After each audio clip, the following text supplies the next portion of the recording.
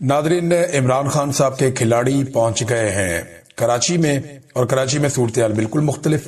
Airport के ऊपर, airport के बाहर, शाहराह फैसल पे, मज़ार कायद के नजदीक बड़े शानदार मनाजिर हमने देखे। अच्छा, ये दौरे का आगाज होता है सुबह के वक्त। सुहेल अफरीदी की पहली फोटो आती है, वो और उनके दो साथी मीना खान अफरीदी और शफीउल्लाह जान, ये इकोनॉमी क्लास में जहाज के अंदर बैठे हुए हैं। इससे पहले आपको किसी वजीर आला की ऐसी फोटो नहीं दिखी होगी।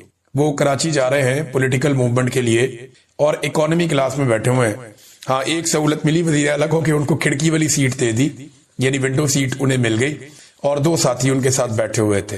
तो ये बड़ा पॉजिटिव एक जेस्चर है। आम आदमी को वजीर आला बनाएंगे तो वो आम आदमी की तरह दिखेगा भी। जब आप राजकुमारी को या राजकुमार को बनाएंगे तो वो राजकुमारी या राजकुमार उसी तरह जिंदगी गुजारेगा और उसी तरह उन सहूलतों का फायदा उठाएगा जैसी उसको बचपन से आदत डाली गई है। अब ये गरीबों का बच्चा है, चप्पल पहन के बाजारों में चलने वाला और एक एक कदम करके आगे बढ़ने वाला, तो इसको हर चीज की कदर है। तो वो जनाब इकोनॉमी क्लास में बैठा और बैठ के वहां से चला गया कराची। ये तो एक नेशनल कॉज के लिए निकला है ना, जाती काम भी नहीं है, एक नेशनल कॉज है। कौम को लेकर चलना है, एक तहरीक चलानी है, जाली हुकूमत को हटाना है और कौम के सबसे बड़े लीडर को बाहर निकालना है। ये तो नेशनल कॉज है।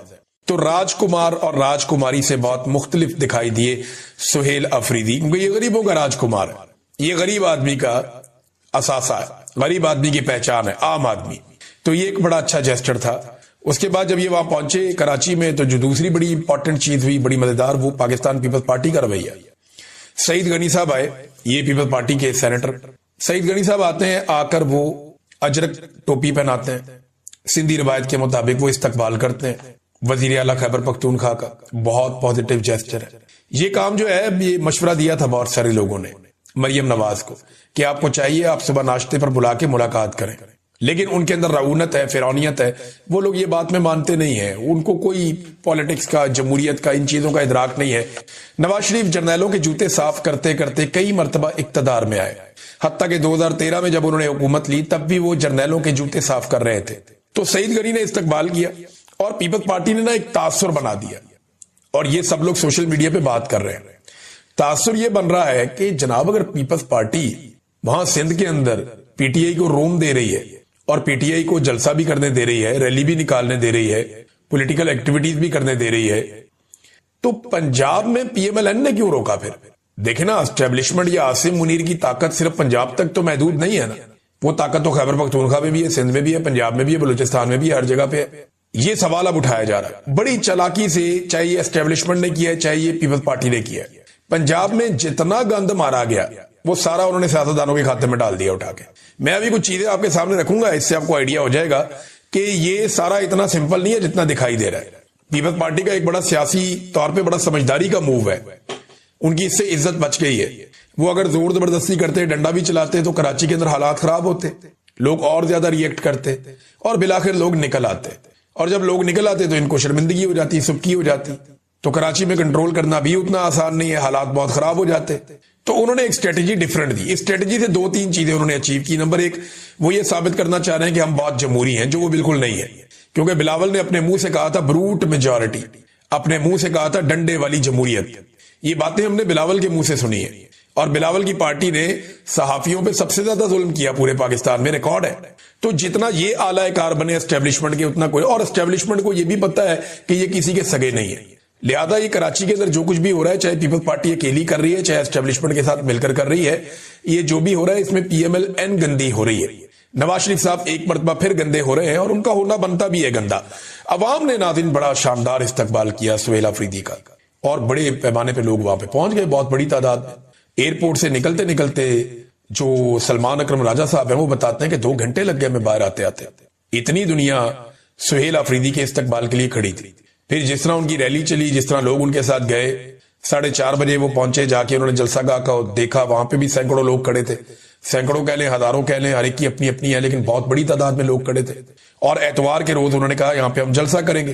तो अवाम का रिस्पॉन्स तो बहुत अच्छा है। कराची में पाकिस्तान तहरीक इंसाफ के झंडे बड़े लंबे अरसे बाद दिखाई दे रहे हैं, तहरीक इंसाफ के पोस्टर्स, बैनर्स बड़े लंबे अरसे बाद दिखाई दे रहे हैं, इमरान खान की तस्वीर बड़े लंबे अरसे बाद दिखाई दे रही है। तो ये एक अच्छा जेस्चर है पाकिस्तान तहरीक इंसाफ के लिए, और उनके पास एक मौका है कि वो अपने आप को साबित कर सकें कराची में।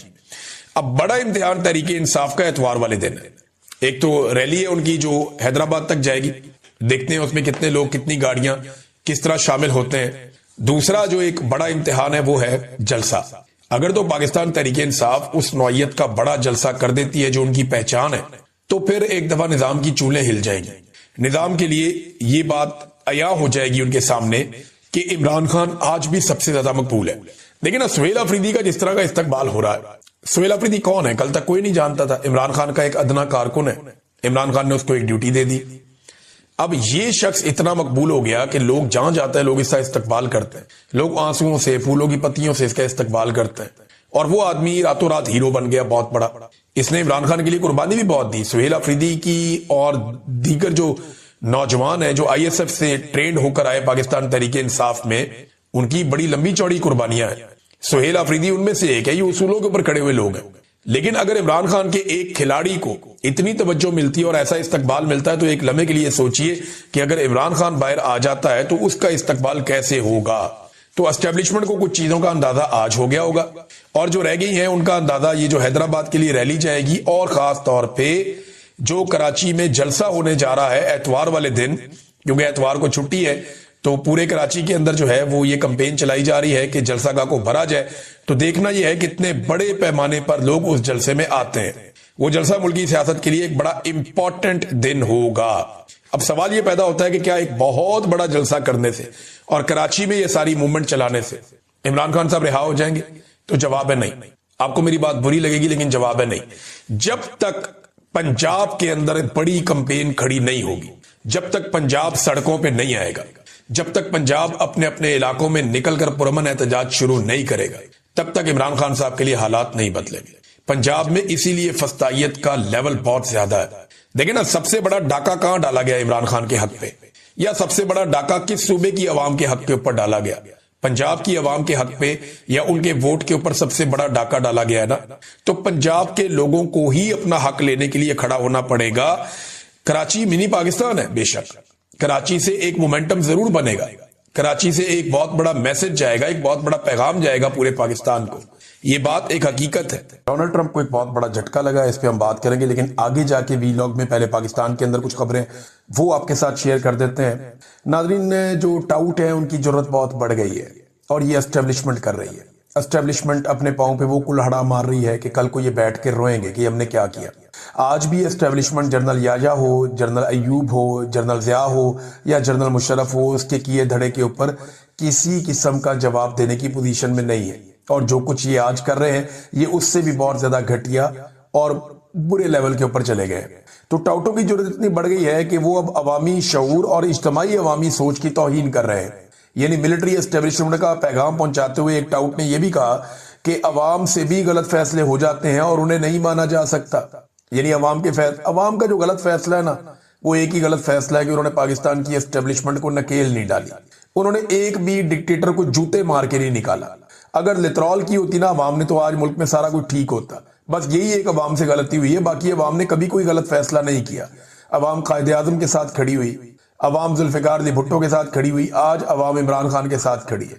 अवाम हर मजलूम के साथ खड़ी होती है। अवाम दुरुस्त वक्त में जब भी पाकिस्तान का किसी भी मुल्क के साथ कोई फड्डा होता है, अवाम अपनी फौज के साथ खड़ी होती है, अवाम पाकिस्तान के साथ खड़ी होती है और पाकिस्तान की सलामती के साथ खड़ी होती है। आज भी अवाम दुरुस्त सिमत में खड़ी है और इमरान खान को मुंतखब करके अवाम ने बताया कि जनाब हम यहां खड़े हैं, लेकिन एस्टेब्लिशमेंट ये हमेशा गलत सिमत में खड़े हो जाते हैं जाके, और अवाम के इज्तिमाई शऊर की ये तौहीन कर रहे हैं। अब टाउटों के जरिए से ये कहलवाया जा रहा है कि जनाब जमहूर का अवाम का फैसला गलत था, लिहाजा हमने अपना फैसला लाकर बंद कमरों में मुसल्लत कर दिया। अब किसी को अच्छा लगता है लगे, नहीं लगता ना लगे, क्यों जी, ये कैसे हो सकता है? और ये एस्टेब्लिशमेंट इस किस्म के टाउटों से जो बयानियां बनवा रही है ना, कल को ये लोग पछताएंगे।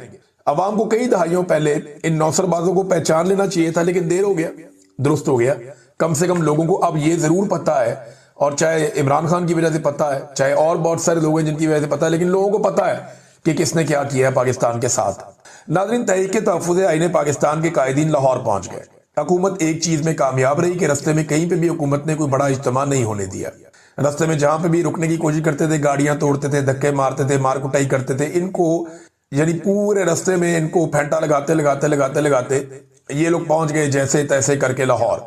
अब लाहौर में इनकी एक्टिविटीज क्या होंगी ये आपको आने वाले वक्त में पता चल जाएगा, लेकिन फस्तायत का जो एक निजाम एस्टेब्लिशमेंट और नवाज शरीफ ने मिलकर बनाया है वो अब नजर आ रहा है।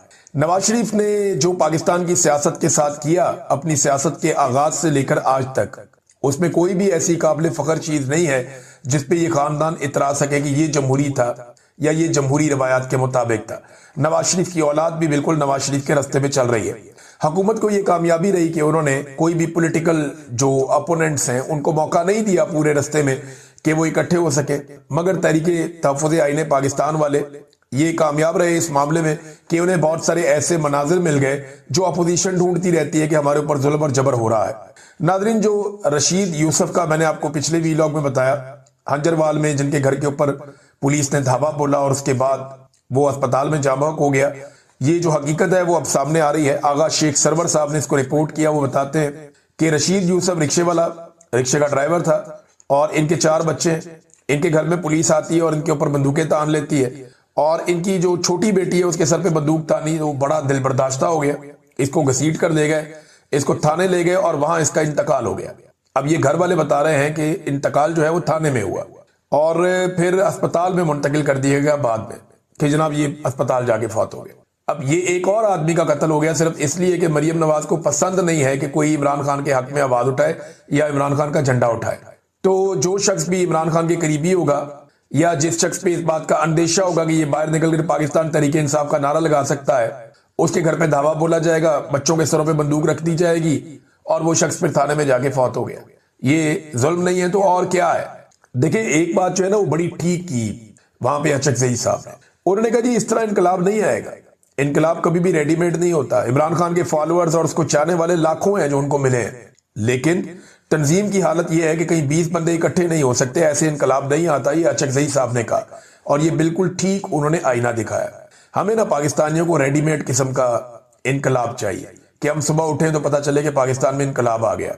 हम अपने तौर पे कोई कोशिश करना नहीं चाहते। देखिए, लोगों को खड़ा होना पड़ेगा, आवाज उठानी पड़ेगी, एक साथ निकलना पड़ेगा, वरना फिर यही सब कुछ चलता रहेगा और मुल्क और मईशत पूरी तरह से जमूद का शिकार रहेगी। यानी ये निजाम अगर ऐसे भी चलता रहे कि लोग ना तो इनकलाब लेकर आए, ना बाहर निकले, ना एहतजाज करें और ना कोई बहुत बड़ा मुजाहरा करें, या लोग रियासत के खिलाफ खड़े भी ना हो और ऐसे इसी तरह चलने भी दें, तो फिर कोई काम नहीं चलेगा।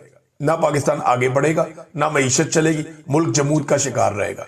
क्योंकि लोग बदजन तो हो गए हैं, काम तो कोई करना नहीं चाहता, ना कोई इन्वेस्टमेंट करना चाहता है। पाकिस्तान तहरीक इंसाफ को एक बड़ा मौका मिल गया कराची में जलसा करने का।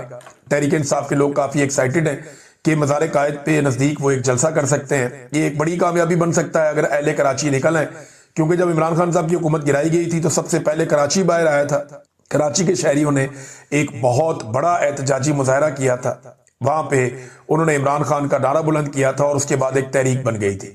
अब कराची के पास दोबारा मौका है कि वो सबसे पहले मोमेंटम बनाए और सबसे आगे बढ़ जाए। अभी तक पाकिस्तान पीपल्स पार्टी ने कोई भी काम जमहूरी नहीं किया, लेकिन मुझे हैरत होगी अगर पाकिस्तान पीपल्स पार्टी इस जलसे के रास्ते में रुकावट ना डाले। देखते हैं कि इस मर्तबा ये क्या करते हैं। पीपल्स पार्टी की जमहूरियत क्या है वो तो आप सब जानते हैं। एक डिक्टेटर की तरह जरदारी खानदान इस पार्टी को अब चला रहा है, कोई सवाल करने वाला ही नहीं है। अभी एक वीडियो हम देख रहे थे कादर पटेल साहब की, वो जिस तरह जरदारी साहब को मिले हैं बिल्कुल बहुत नीचे तक पहुंच गए और जैसे वो मिले हैं पता नहीं अब उसको कोई जवाब दे सकते हैं। बहरहाल इस तरह तो कोई किसी को नहीं मिलता जैसे जरदारी साहब को पटेल साहब मिल रहे थे। तो ये अब एक तरह की डिक्टेटर है जरदारियों की इस पार्टी के अंदर। नादरीन, एस्टेब्लिशमेंट का चैनल है एक, उसका सर्वे आ गया सोशल मीडिया पे, उनका डिजिटल चैनल है। तो मिलिट्री एस्टेब्लिशमेंट ने ना सहाफत या डिजिटल मीडिया के मैदान में भी खाची मारी है। यानी फिडे मुंह इस किस्म के सर्वे का। डिजिटल मीडिया को ना ये समझते हैं, ना सोशल मीडिया को समझते हैं, ना इन्हें आइडिया वो कैसे काम करता है, फिर टके का इनको समझ नहीं है उसके बारे में। ये सोशल मीडिया को जानते ही नहीं है, इन्हें पता ही नहीं है। वो आम आदमी है, वो लॉजिक के ऊपर बात सुनता और करता है। इन्होंने अजीबोगरीब सर्वे कर दिया। सर्वे में एक तरफ कह रहे हैं कि 70% नौजवान बेरोजगारी से परेशान है, 55% नौजवानों ने यह कह दिया कि पिछले साल की निस्बत हमारी माली हालत खराब हो गई है। ये नौजवानों का सर्वे हो रहा है और फिर साथ ही कह दिया कि नौजवानों में नून लीग की मकबूलियत बढ़ गई है। और भाई 70% कह रहे हैं कि बेड़ा गर्क कर दिया इन्होंने, 55% कह रहे हैं कि हमारी हालत ही बुरी कर दी इन्होंने, और उसके बाद कह रहे हैं जी नून लीग की मकबूलियत बढ़ गई, पीटीआई की कम हो गई और फौज के ऊपर नौजवानों का एतमाद बढ़ गया। फिटे मुंह जनाब ताड़े सर्वे का भी और आपके डिजिटल मीडिया की कार्रवाइयों का भी। यानी डिजिटल मीडिया बनाया तो कोई थोड़ा लॉजिक के साथ बनाया ना। एक ही सर्वे के अंदर दो तरह की अलग अलग बातें कर दी। एक तरफ कह रहे हैं कि लोग बिल्कुल मुतमईन नहीं है, दूसरी तरफ कह रहे हैं जनाब जिनसे मुतमईन नहीं है उनकी मकबूलियत बढ़ रही है नौजवानों में। हद नहीं होगी। तो ये इसी तरह की कार्रवाइयां हमेशा डालते रहे और ये समझते रहे कौम बेवकूफ है, लोगों को अक्ल नहीं है, लोग बहुत सियाने हैं और लोग एक एक चीज पे नजर रखते हैं। ये 2025 में आपको याद है जब गर्मियां आई थी तो इन्होंने अनाउंस किया था, ये वफाकी वुज़रा बैठ बैठ के टीवी पे अनाउंस कर रहे थे कि जनाब हमने आईपीपीज को सेटल कर दिया, अब बेफिक्र हो जाएं, अब बिजली की कीमतें बहुत कम हो जाएंगी। और अब लगातार बिजली की कीमतें कम होने का टाइम आ गया। ये इन्होंने बिजली की कीमतें कम की हैं ₹1.80, यानी ₹2.25 से ज्यादा का यूनिट इन्होंने बेसिक फिर बढ़ा दिया। एक मरतबा फिर बिजली की कीमत में इजाफा कर दिया तो आईपीपीज को इन्होंने कहां काबू किया।